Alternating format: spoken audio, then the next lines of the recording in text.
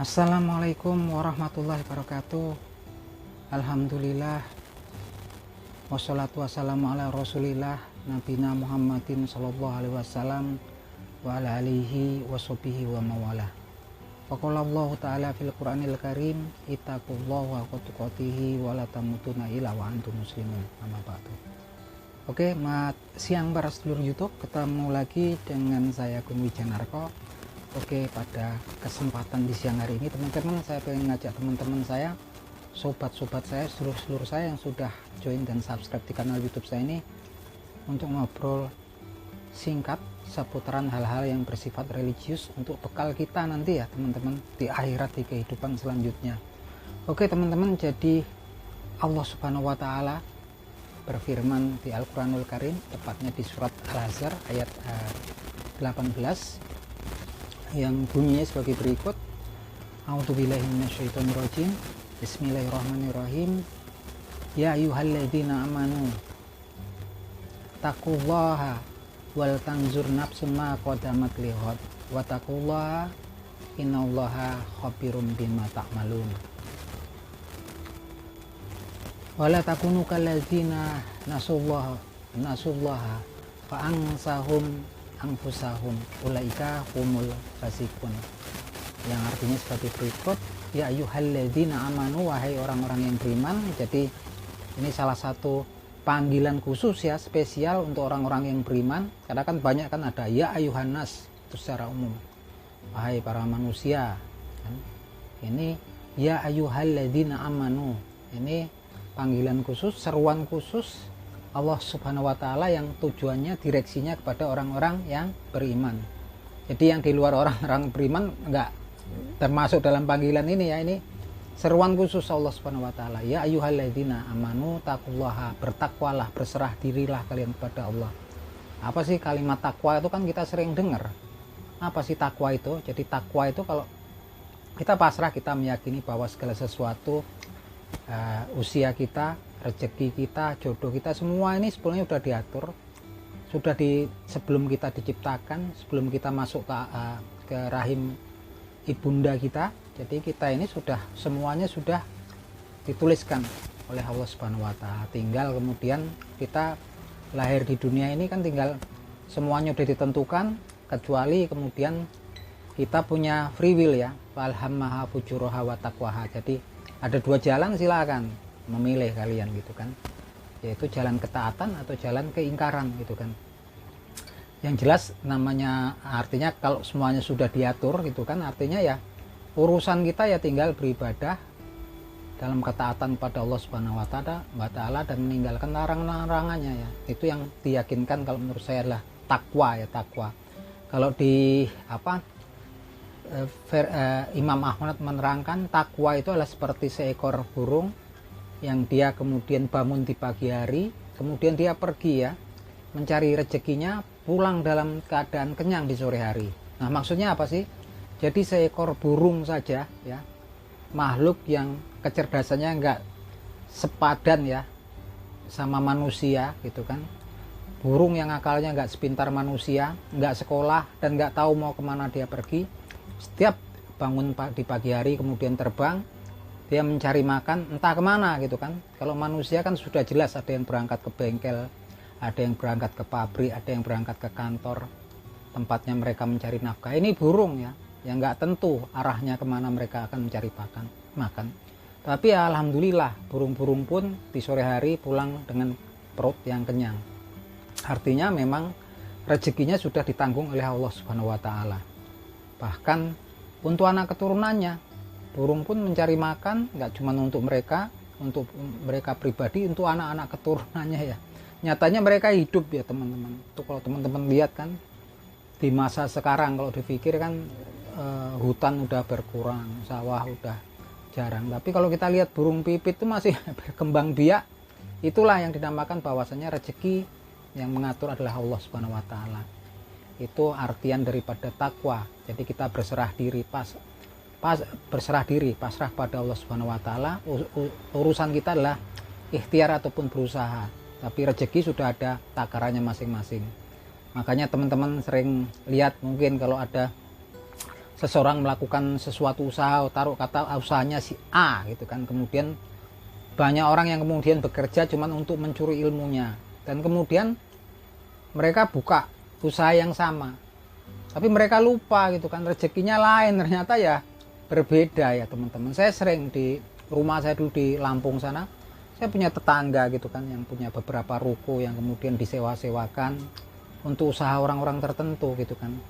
Salah satu usahanya ketika sudah rame biasanya nggak boleh memperpanjang lagi gitu kan, kemudian lebih parahnya lagi diganti oleh anaknya yang punya kontrakan tersebut, yang punya ruko tersebut. Tapi ya karena memang rezekinya berbeda, usahanya yang sama ya, taruh kata umpamanya fotokopi, yang punya fotokopi udah merintis lama sampai situ banyak pelanggannya, kemudian nggak memperpanjang kontrakannya di situ, diganti oleh keluarga yang memiliki ruko tersebut dengan usaha yang sama. Itu kan sebetulnya kan seperti melakukan sabotase ya. Tapi ya subhanallah, ternyata rezeki setiap manusia itu berbeda ya, tetap aja gitu kan, walaupun udah ini ya sepi. Itulah yang kita lupa, itulah namanya takwa ya.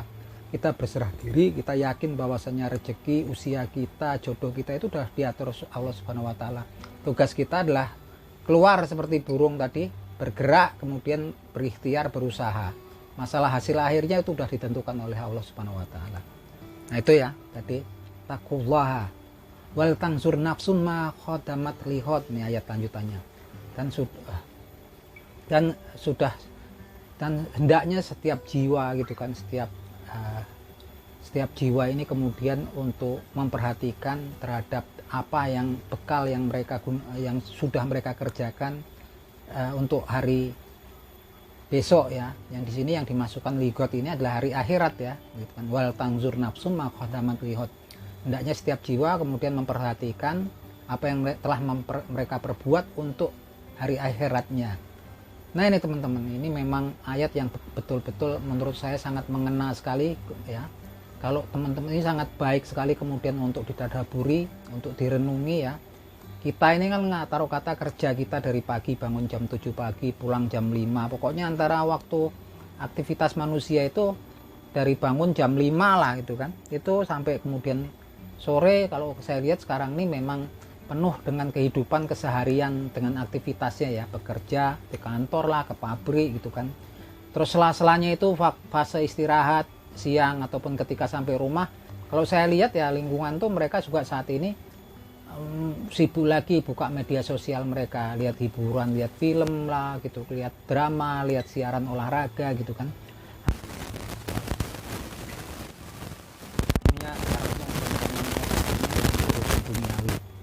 Nah, ini yang diingatkan bahwasanya hidup manusia itu terlalu pendek ya kalau menurut saya. Usia manusia ini baina sitina usapatin. Menurut Rasulullah SAW umatnya usianya antara 60 sampai 70 gitu kan.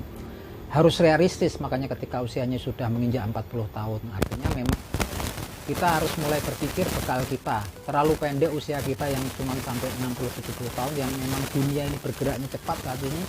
Kemudian kita pertaruhkan untuk hidup di akhirat nanti gitu kan, yang nabi yang kekal, sampai kemudian nggak tahu akhirnya kecuali Allah berkehendak sesuatu.